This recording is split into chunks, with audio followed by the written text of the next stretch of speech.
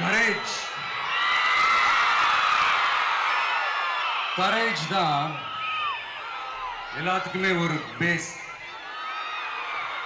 Courage தான் எல்லாத்துக்குமே ஒரு பவர். அப்படிப்பட்ட அந்த பவர் எதிலிருந்து ஆரம்பிக்கிறது தெரியுமா? நம்மள அண்டர் எஸ்டிமேட் பண்ற நேரத்துல, நம்மள ஒரு ஏளனமா பார்க்கிற நேரத்துல, நம்ம யாருன்னு ப்ரூவ் பண்ணி காட்டணும்னு ஒண்ணு தோணும். நம்ம யாருன்னு காட்டணும்னு ஒரு உத்வேகம் ஒண்ணு வரும். அப்படி ப்ரூவ் பண்ற அந்த பாயிண்ட் எதுல இருந்து ஸ்டார்ட் ஆகுது தெரியுமா? எந்த விஷயத்துல நம்மள கிண்டலும் கேலியுமா பேசுறாங்களோ அதே விஷயத்தை வச்சு நம்ம அது ஒரு பாசிட்டிவா மாத்துறதுன்னு ஒண்ணு இருக்குல்ல, அதே விஷயத்தை வச்சு நம்ம அது ஒரு ஃபயரா மாத்துறதுன்னு ஒன்று இருக்குல்ல, அங்கிருந்து தான் அந்த பவரே ஸ்டார்ட் ஆகும். அப்படிப்பட்ட அந்த உண்மையான அந்த பவரை சொல்ற அந்த பாயிண்ட்ல இருந்து ஆரம்பிக்கலாமா? ஏ விஜய், வீட்டை விட்டு வெளியே வா.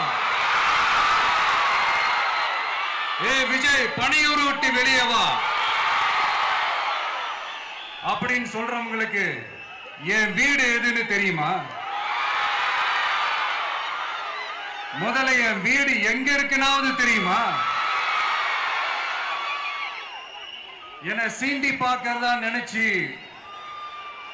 கிண்டலும் கேலியுமா பேசுறவங்களுக்கு நான் சொல்றேன், இந்த தமிழ்நாடு தமிழ்நாடுன்னு சொல்றாங்களே, அது மத்தவங்களுக்கு வேணா ஸ்டேட்டா இருக்கலாம், ஆனா என்ன பொறுத்த வரைக்கும் என் தாய் நாடான தமிழ்நாடு தான் என் வீடு.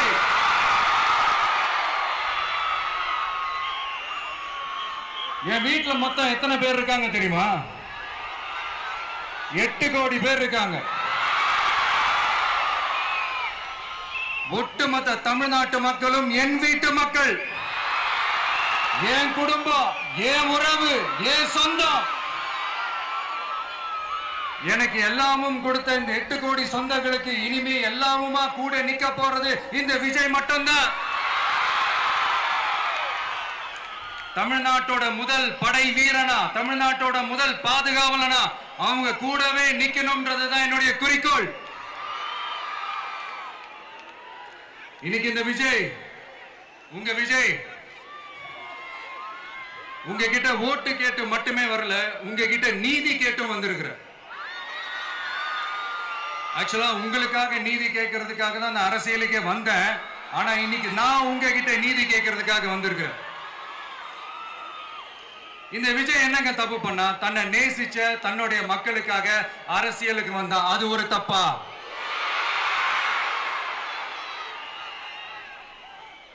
எல்லாத்தையும் ஒதுக்கி தள்ளிட்டு மக்களுக்காக மட்டுமே வந்த அது ஒரு தப்பா? இந்த மத்த கட்சிகளுக்கெல்லாம் மாநாடு நடத்துறதுக்கோ பொதுக்கூட்டம் நடத்துறதுக்கோ இல்ல ஹால் ஃபங்க்ஷன்ஸ் நடத்துறதுக்கோ பர்மிஷன் கொடுப்பாங்க, இடம் கொடுப்பாங்க. ஆனா நமக்கு மட்டும் இடம் கொடுக்க மாட்டாங்க, கொடுக்கவும் விட மாட்டாங்க.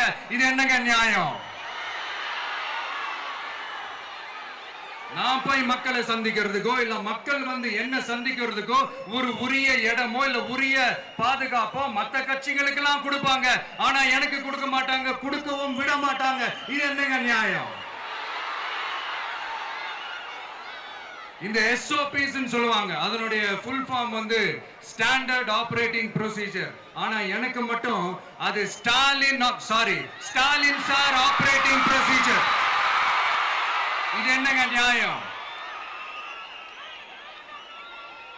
இந்த விஜய் உண்மையானவன்றது உங்க எல்லாருக்குமே தெரியும். நமக்கு எதிராக சதி செய்யறது யாரு, நமக்கு எதிராக சூழ்ச்சி செய்யறது யாரு, நமக்கு எதிராக பழி போடுறது யாரு, யாரெல்லாம் ஒன்னா சேர்ந்து இதெல்லாம் செய்யறாங்கன்றது உங்க எல்லாருக்குமே நல்லா தெரியும். அதனால என்னோட சொந்தங்களாகிய உங்ககிட்ட வந்து நான் நீதி கேட்காம வேற யாருக்கிட்ட தான் போய் கேட்பேன்?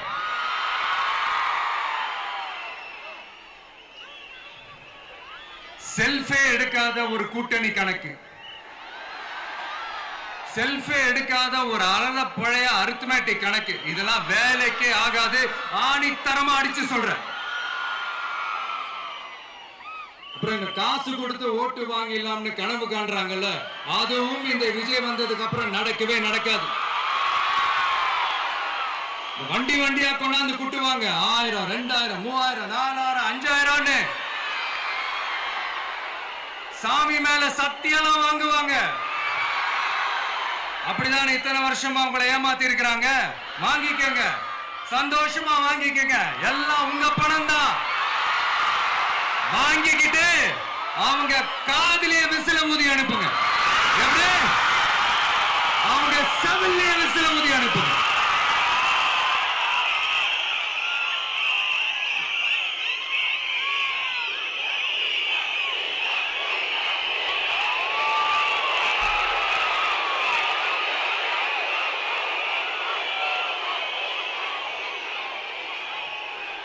அடுத்து நம்மளுடைய ஜென்சி அடுத்த இளம் தலைமுறையினருக்கும் ஒன்று நான் சொல்லணும்னு நினைக்கிறேன். இந்த பணத்தை கொடுத்து ஏமாத்தி ஓட்டு வாங்குற அந்த கலாச்சாரம் ஒழியணும். பணத்தை கொடுத்து ஏமாத்தினா ஏமாறுவீங்க. உங்களை தான் கேட்கிறேன், பணத்தை கொடுத்து ஏமாத்தினா ஏமாறுவீங்க? எல்லாரும் கொஞ்சம் கையப்படி வைங்களேன் எனக்காக. நான் சொல்றதை கொஞ்சம் ரிப்பீட் பண்ணுங்க. எங்க ஓட்டு எங்க உரிமை. எங்களை யாரும் விலைக்கு வாங்க முடியாது. எங்கள் ஓட்டு விசில் சின்னத்துக்கு தான். வேற யாரையும் நம்பி ஏமாற மாட்டோம். தேங்க்யூ.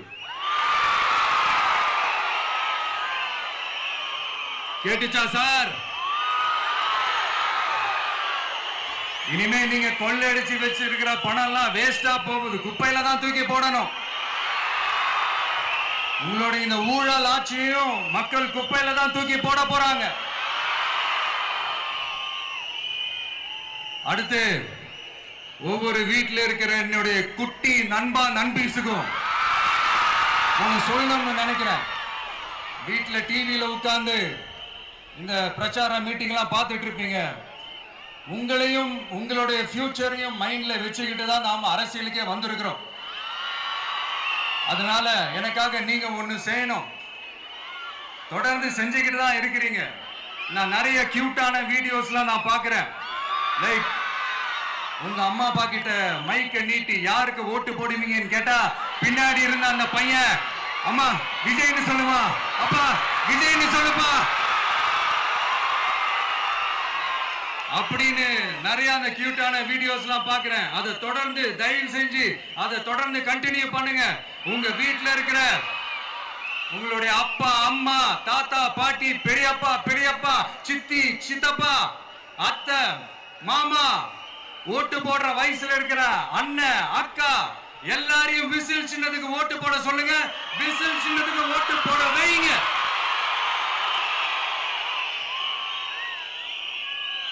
இந்த தேர்தல் நெருங்கிற இந்த நேரத்தில் பொலிட்டிக்கலா ஸ்பீக்கிங் டு த பாயிண்ட் ஒரே ஒரு விஷயம் நான் சொல்லணும். நாங்க அரசியலுக்கு வந்தது எந்த கட்சியும் ஒழிக்கிறதுக்கோ அழிக்கிறதுக்காகலாம் நாம அரசியலுக்கு வரல. யார் மேலேயும் தனிப்பட்ட ஒரு வன்மமோ இல்ல தனிப்பட்ட கோபமோ அப்படிலாம் யார் மேலேயும் கிடையாது. இந்த மற்றவங்க மாதிரி இந்த வெறுப்பு அரசியல் பண்றதுக்காகலாம் நாம அரசியலுக்கு வரல. அரசியல் ரீதியா நம்மளுடைய எதிரிகள் யாருன்னு டிக்ளேர் பண்ணிட்டு தேர்தலில் நின்று ஜெயிச்சு மக்களுக்காக எங்களுடைய நன்றி கடனை செலுத்துறதுக்காக தான் நாம அரசியலுக்கே வந்திருக்கோம். Just want to make this clear. அவங்கள கேள்வி கேட்கறதுக்கு முன்னாடி அவங்களுடைய இயலாமையை மறைக்கிறதுக்காக இந்த ஏ டீம் பி டீம் இதெல்லாம் கூட சேர்த்துக்கிட்டு ஒரே விஷயத்த சொல்லி அழுவுறாங்கல்ல. என்னன்னு சொல்லி அழுவுறாங்க? அனுபவம் இல்லாதவங்களால எப்படி ஆட்சி அதிகாரத்தை செய்ய முடியும் அப்படின்னு ஒரே விஷயத்த சொல்லி அழுவுறாங்கல்ல. அந்த அழுகைக்கு நாம ஒரு பதிலடி கொடுக்கணும்ல. மக்களே, நான் உங்களையே கேட்கிறேன், தெரியாம தான் கேட்கிறேன். இந்த அனுபவம் அனுபவம் அனுபவம்னு சொல்றாங்களே, அதிகாரத்தை வச்சு மக்கள் பணத்தை கொள்ளையடிச்சதை தாண்டி வேற ஏதாவது கொம்பு முளைச்ச பெரிய அனுபவம் இவங்களுக்கு இருக்குதா?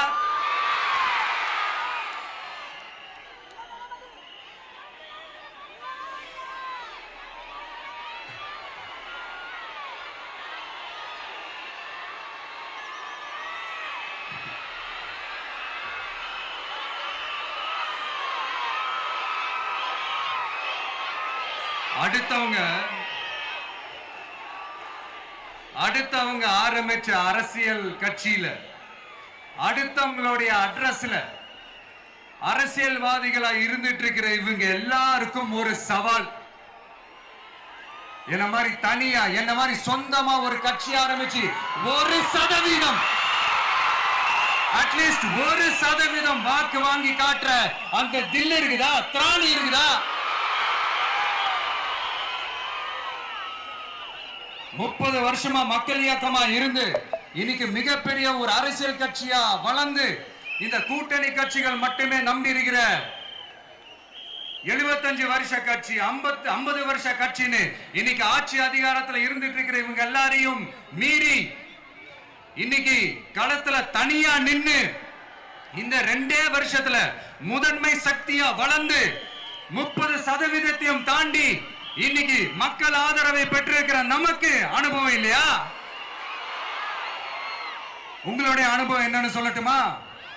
கட்சி ஆரம்பிச்ச அண்ணாவை மறந்தது, கட்சி ஆரம்பிச்ச எம்ஜிஆர் அவர்களை மறந்தது, கட்சியை வளர்த்த ஜெயலலிதா மேடம் அவங்களை மறந்தது.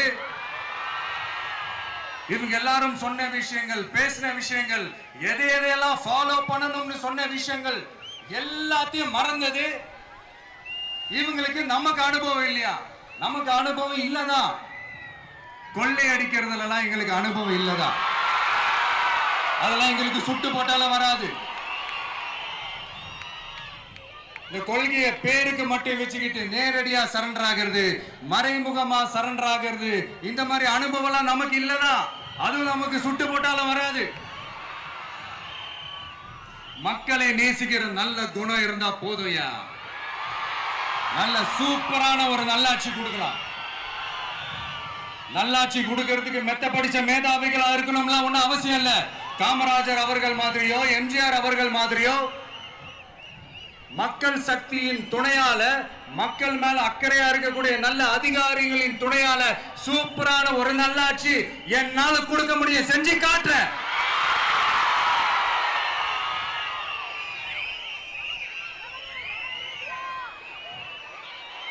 நாலரை வருஷம் ஆச்சு, 4.25 வருஷத்துக்கு மேல ஆகுது. இப்போ ஒவ்வொரு வீட்டு கதவையா தட்டி உங்கள் கனவுகளை சொல்லுங்கள், உங்கள் கனவுகளை சொல்லுங்கள், நாங்கள் அதை நிறைவேற்றி காட்டுறோம். இல்ல, ஸ்டாலின் சாருக்கு மக்கள் சார்பா ஒரு கேள்வி. மக்களுடைய கனவு என்னன்னு உங்களுக்கு தெரியுமா சார்? அது சரி, அவங்க என்ன நினைக்கிறாங்கன்னு உங்களுக்கு தெரியாது, அதுக்கப்புறம் எப்படி அவங்க கனவுகளை பத்தி உங்களுக்கு தெரியும். மக்களோட கனவு என்னன்னு நான் சொல்லட்டுமா சார்? 2019, 2021, 2024 இந்த 3 தேர்தலையும் மக்கள் உங்களுக்கு வாக்களிச்சதுக்கு காரணம் நீங்க மக்களுக்கு ஏதாவது நல்லது செய்வீங்கன்னு நம்பிதான். ஆனா நீங்க மக்களுக்கு கொடுத்த பரிசு மக்களுக்கு பாதுகாப்பே இல்லாத மக்கள் விரோத ஆட்சி. அந்த மக்கள் விரோத ஆட்சியை அகற்றிட்டு அந்த இடத்தில் தமிழக வெற்றி கழகத்தை ஆட்சி பீடத்தில் அமைக்கணும் அப்படின்றதுதான் மக்களுடைய ஒரே கனவு. இந்த மக்கள் விரோத திமுக அரசை நிலைக்க கூடாது அப்படின்றதுதான் மக்களுடைய ஒரே கனவு. 100% தூய சக்தி டிவிக்கு ஆட்சி அமைக்கும். அதுல உங்களுடைய கனவுகள், உங்களுடைய ட்ரீம்ஸ் எல்லாமே ஃபுல்ஃபில் ஆகும், நிஜமாகும்.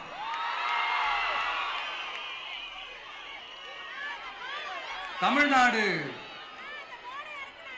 எப்பவுமே டெல்லிக்கு அவுட் ஆஃப் கண்ட்ரோல் அப்படின்ட்டு ஸ்டாலின் சார் அடிக்கடி சொல்லுவாங்க. ஸ்டாலின் சார் எது எதுலாம் அவுட் ஆஃப் கண்ட்ரோல் இப்ப நான் கொஞ்சம் சொல்லட்டுமா? முதல்ல சட்டம் ஒழுங்கெல்லாம் அவுட் ஆஃப் கண்ட்ரோல், பெண்கள் பாதுகாப்புல அவுட் ஆஃப் கண்ட்ரோல், இளைஞர்கள் வேலை வாய்ப்புல அவுட் ஆஃப் கண்ட்ரோல், மொத்தத்தில் அவரோட ஆட்சியே ஒரு அவுட் ஆஃப் கண்ட்ரோல். இந்த வருஷம் பிகினிங்ல சட்டசபையில பேசும்போது சொல்றாங்க, மக்கள் எல்லாரும் ரொம்ப மகிழ்ச்சியா இருக்கிறாங்க, அதனால நானும் ரொம்ப மகிழ்ச்சியா இருக்கிறேன் அப்படின்னு. மக்கள் சந்தோஷமா இருக்கிறத பார்க்கறது கூட ஒரு சந்தோஷம் தான் சார், அது யாரும் இல்லைன்னு சொல்லல. அப்படி உண்மையிலேயே மக்கள் உண்மையிலேயே சந்தோஷமா இருக்கிறாங்க அப்படின்னா ஏன் சார் விவசாயிகள் போராட்டம் நடக்குது? ஏன் சார் மீனவர்கள் போராட்டம் நடக்குது? ஏன் தொழிலாளர்கள் போராட்டம் நடக்குது? தூய்மை பணியாளர்கள் போராட்டம் ஏன் நடக்குது? அங்கன்வாடி ஊழியர்கள் போராட்டம், செவிலியர்கள் போராட்டம், மருத்துவர்கள் போராட்டம், மாற்றுத்திறனாளிகள் போராட்டம், அரசு ஊழியர்கள் போராட்டம், ஆசிரியர்கள் போராட்டம், இடைநிலை ஆசிரியர்கள் போராட்டம், பகுதி நேர ஆசிரியர்கள் போராட்டம். இதெல்லாம் உங்க ஆட்சியில மக்கள் மகிழ்ச்சியா இருக்காங்கன்றதுக்காக நடக்கிற போராட்டமா சார்? எனக்கு தெரிஞ்சு மக்கள் சந்தோஷமா இருக்கிறாங்கன்னா பொங்கல் வச்சு கொண்டாடுவாங்கன்னு கேள்விப்பட்டிருக்கேன். உங்க ஆட்சியில தான் போராட்டம் நடத்தி அவங்களுடைய மகிழ்ச்சியை வெளிப்படுத்துறாங்கன்னு நினைக்கிறேன். இன்னும் தீரவே தீராத பிரச்சனைகள்னா இருக்கிற இடம் பிரச்சனை, பார்க்கிற வேலை பிரச்சனை, பண்ற தொழில் பிரச்சனை, விலைவாசி பிரச்சனை, தண்ணி பிரச்சனை, பஸ் வசதி இல்லைன்ற பிரச்சனை, ரோடு சரி இல்லைன்ற பிரச்சனை, ஆஸ்பத்திரி சரியா இல்லைன்ற பிரச்சனை. இப்படி எல்லாம் ஒரு அடிப்படை விஷயங்களே பிரச்சனையா இருந்தா அப்போ ஆளுங்கட்சின்னு ஒண்ணு எதுக்குதான் இருக்கிறாங்க அப்படின்னு தானே மனசுல தோணும் மக்களுக்கு. ஆட்சிக்கு வர்றதுக்கு முன்னாடி தான் பொய்யா அடிச்சு விட்டீங்க. இப்ப ஆட்சியை விட்டு போகும்போது கூட பொய்யா பேசுறீங்களே சார், என்ன சார் இது? மாத்தி மாத்தி பேசுறதுல நீங்க வேற லெவல் தான் சார். ஆட்சிக்கு வந்த அடுத்த வருஷமே 2022ல 70% வாக்குறுதிகளை நிறைவேற்றிட்டோம்னு சொன்னாங்க. அப்புறம் போன வருஷம் 90% வாக்குறுதிகளை நிறைவேற்றிட்டோம்னு சொன்னாங்க. அப்புறம் இந்த வருஷம் 505 வாக்குறுதிகளை 404 வாக்குறுதிகளை நிறைவேற்றிட்டோம். கிட்டத்தட்ட ஒரு 80% வாக்குறுதிகளை நிறைவேற்றிட்டோம்னு சொன்னாங்க. முதல்ல 70, அப்புறம் 90, அப்புறம் 80. இன்னும் தேர்தல் நெருங்க அது 60, 50, 40, 30, 20ல போய் நிற்கும்னு நினைக்கிறேன். அதையும் அவரே அறிவிப்பாரோ என்னமோ எனக்கு தெரியல. முதல்வர் ஸ்டைல்லையே சொல்லணும்னா, பொய்யிலேயே பிறந்து பொய்யிலேயே வளர்ந்த புலவர் பெருமானே, கொஞ்சம் அத திருத்தி சொல்றேன், புலுகர் பெருமானே. அது இன்னும் பொருத்தமா இருக்கும். அவருடைய அண்ட புழுகு, ஆகாச புழுகு என்ன தெரியுமா? பெண்களுக்கு பாதுகாப்பு தமிழ்நாட்டில் எங்க போனாலும் கொட்டி கிடக்குதான். அப்படி அது உண்மைனா அண்ணா யூனிவர்சிட்டி அந்த பொண்ணுக்கு ஏன் சார் அப்படி ஒரு கொடுமை நடந்துச்சு? கோவை கல்லூரி பெண்ணுக்கு ஏன் சார் அப்படி ஒரு கொடுமை நடந்துச்சு? பெண் குழந்தைகள் பாதிக்கப்படுறதா கிட்டத்தட்ட 1000க்கும் மேலான போக்சோ கேசுகள் ஏன் சார் பதிவானுச்சு? போதைப் பொருள் கலாச்சாரம் கண்ட்ரோலே இல்லாம அது பாட்டுக்கு தாறுமாற எங்கேயோ போய்கிட்டு இருக்கு. வயலன்ஸ் எல்லாம் தலைவிரிச்சு ஆடுது. அதுக்கு ஒரு ரீசெண்ட் எக்ஸாம்பிள் அந்த ரயில்வே ஸ்டேஷன்ல அந்த சிறுவர்கள் எல்லாரும் சேர்ந்து செஞ்ச அந்த சம்பவம். சட்டம் ஒழுங்கு சரியா இருந்தா ஏன் சார் இப்படி எல்லாம் நடக்குது? சட்டம் ஒழுங்கு சரியா இருக்கணும்னா முதல்ல தமிழ்நாட்டுக்கு ஒரு டிஜிபி வேணும் சார். எங்க சார் போனார் அவரு? எங்க அவரு? சும்மா இந்த ஆக்டிங் ஆபீசரை வச்சுக்கிட்டு அரசாங்கத்தை நடத்துனீங்கன்னா இப்படிதான் சட்டம் ஒழுங்கு சந்தி சிரிக்கும். முதல்ல தமிழ்நாட்டுக்கு ஒரு டிஜிபியை போடுங்க சார். அதுக்கப்புறமாச்சும் சட்டம் ஒழுங்கு சரியாகுதான்னு பார்ப்போம். சரிப்பா, கேள்வியா கேட்கிறிய, நீ வந்தா என்ன செய்வ அதானே கேட்கறீங்க. கரெக்ட், கேட்கணும். மக்களோட அடிப்படை தேவைகளை தீர்க்கிறது தான் நம்மளுடைய ஃபர்ஸ்ட் வேலையே. அதை தீர்க்கிறதுக்கான அந்த தேடி போறது, அதோட சொல்யூஷனை தேடி போறது தான் நம்மளுடைய ஃபர்ஸ்ட் அஜெண்டாவே. கொஞ்சம் வெயிட் பண்ணுங்க, தேர்தல் அறிக்கை ரெடி ஆயிட்டு இருக்கு. தெளிவான ஒரு தேர்தல் அறிக்கையாவது வரும். என்ன நம்புற உங்களை நான் டிசப்பாயிண்ட் பண்ணவே மாட்டேன்.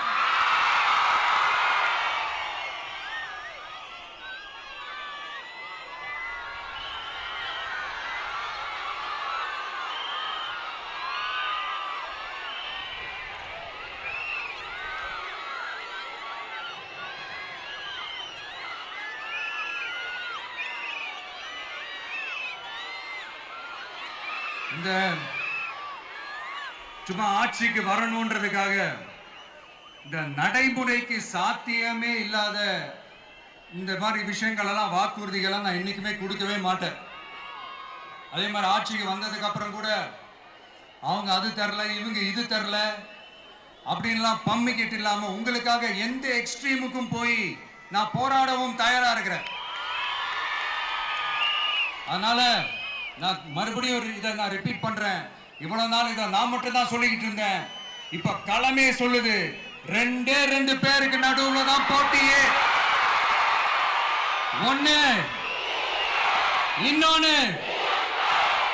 ஒண்ணு தூய சக்தி டிவிக்கு, இன்னொன்னு தீய சக்தி டிஎம்கே.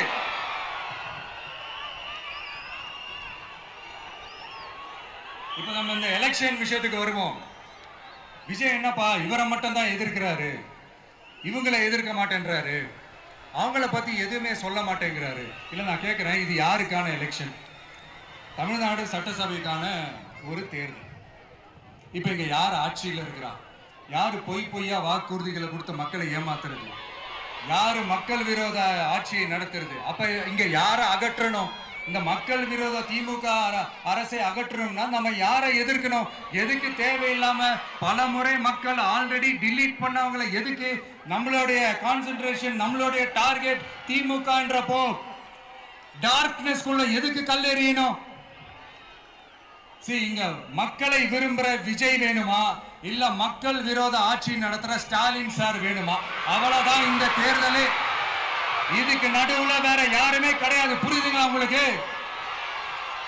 என் நெஞ்சில் குடியிருக்கும் சேலம் மக்களே,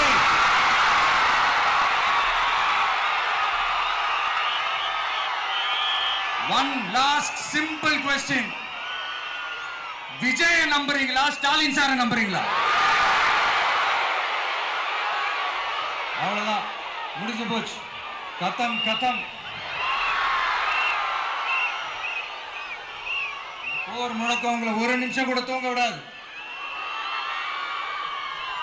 இந்த போன லாஸ்ட் வீக் இந்த டிஎன்பிஎஸ்சி இந்த எக்ஸாம்ஸ், இந்த குரூப் 2 எக்ஸாம்ஸ் அதை அனௌன்ஸ் பண்ணிட்டு உடனே அதை கேன்சல் பண்ணிட்டாங்க. இது உலகத்துக்கு எல்லாருக்கும் தெரியும். கேன்சல் பண்ணிட்டு ரொம்ப சிம்பிளா டெக்னாலஜி ஏதோ சம் ஃபால்ட், டெக்னிக்கல் ஃபால்ட் அப்படின்னு சொல்லி அதை கடந்து போயிட்டாங்க. இத்தனை வருஷமா ராத்திரி பகலமா கஷ்டப்பட்டு படிச்சு எப்படியாவது நமக்கு அந்த வேலை கிடைக்காதான்னு அந்த எக்ஸாம்ஸை ஃபேஸ் பண்ண வந்த நம்மளுடைய தம்பி தங்கைகள் எவ்வளவு ஒரு மன உளைச்சலுக்கு ஆளாயிருப்பாங்க. அதை யாராவது யோசிச்சு பார்த்தீங்களா? ஒரு எக்ஸாம்ஸை ஒழுங்கா நடத்த தெரியல, இதுல உலக நாடுகளோட போட்டி போடுறாங்களாம். நம்மளுடைய தம்பி தங்கைகள் நம்ம அம்மா அப்பா கிட்ட சொல்லுங்க, யாரும் தைரியம், எல்லாரும் தைரியமா இருங்க. வரப்போறது உங்க ஆட்சி, நம்ம ஆட்சி.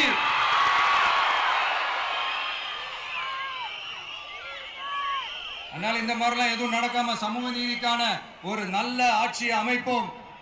இளைஞர்களின் வேலை வாய்ப்புகளை மனசுல வச்சுக்கிட்டு டிரான்ஸ்பரண்டா அதுக்கான ஒரு தீர்வை காணுவோம். நான் விக்கிரவாண்டி மாநாட்டில் பேசும்போது ஒரு பொலிட்டிக்கல் பாம் ஒன்று சொன்னேன், ஞாபகம் இருக்கா? ஆட்சியிலையும் பங்கு, அதிகாரத்திலையும் பங்குன்னு ஒன்று சொன்னேன்.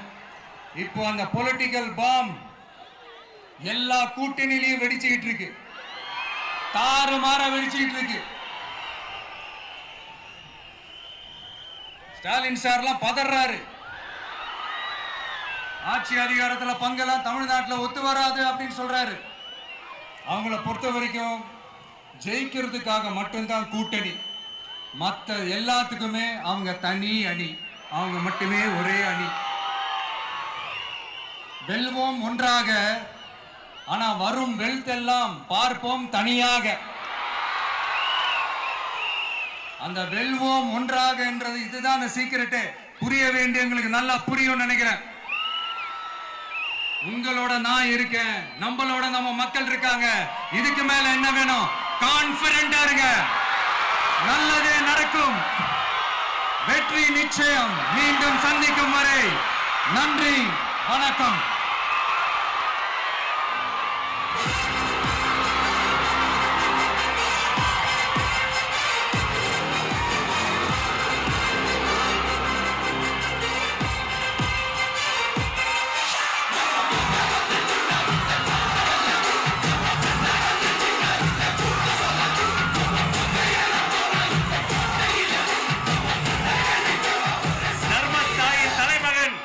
தமிழக வெற்றி கழகத்தின்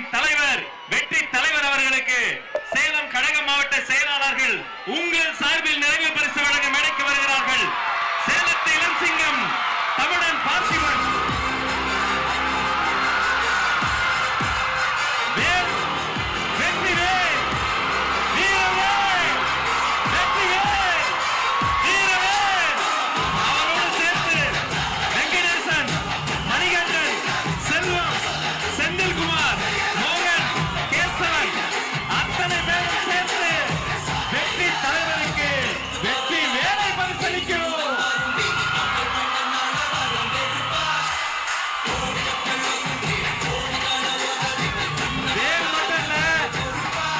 வெற்றி தலைவனுக்கு இன்னொரு பரிசு தர போறாங்க.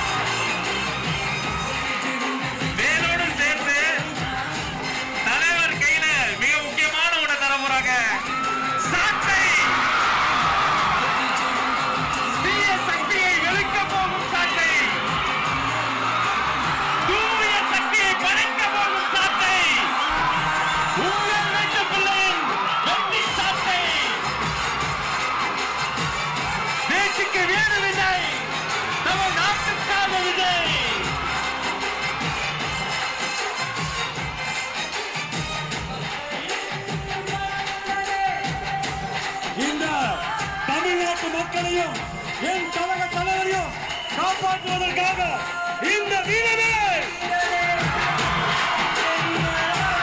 ஊழல் சக்திகளை ஓங்கி அடிக்க ஊழல் சக்திகளை நல்வாழ்த்தி தருவோம். நன்றி. கழக மாவட்ட செயலாளர்களுக்கு நன்றி.